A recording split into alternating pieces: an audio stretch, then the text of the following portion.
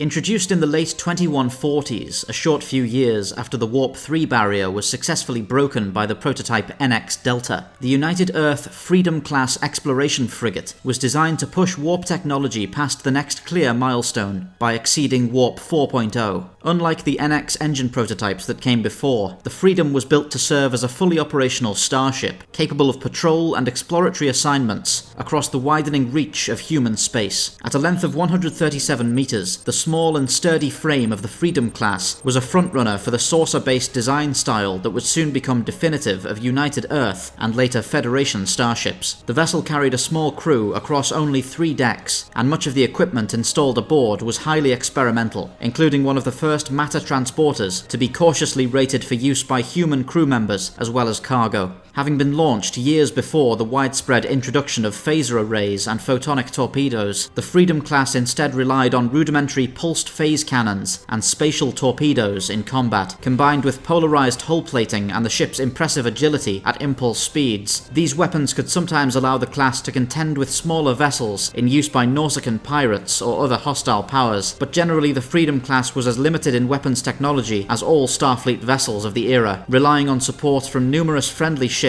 to survive dangerous encounters. The Freedom class features a tiny shuttle bay, able to house at least one OTV-type K-42 shuttle pod. This versatile auxiliary craft allowed the Freedom to transfer personnel and equipment to and from friendly vessels and installations, or to carry landing parties to a planetary surface when necessary. Following the Xindi War, ships of the Freedom class were frequently embarked with elite troops on detachment from the United Earth Military Assault Command, and even carried a pair of Mako PX-70 Scout motorcycles for use in planetary force reconnaissance. Easily the best known example of the Freedom class was the Starship Franklin, the first United Earth vessel ever to reach Warp 4. The vessel boasted a storied history of accomplishments in service to Starfleet, and was eventually recommissioned as the USS Franklin, NX-326, following the formation of the United Federation of Planets. The ship then fell under the command of Captain Balthazar Edison, a hero of the Xindi and Romulan Wars, who had been reassigned to Starfleet following the dissolution of Mako. Ultimately, the ship was reported as missing in action after disappearing in the Gagarin radiation belt during a survey mission.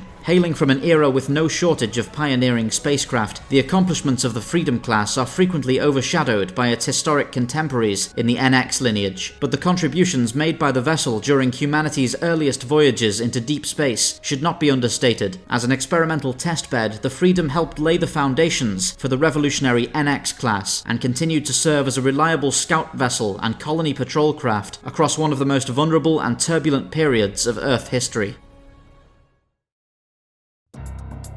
Thank you for watching Spacedock. If you're interested in supporting the channel, please do check out the links on the screen right now or in the description below for our Patreon and channel membership services. Anything you can pledge goes towards improving our team and our equipment and allowing us to put together bigger and more exciting video projects for you guys on the channel.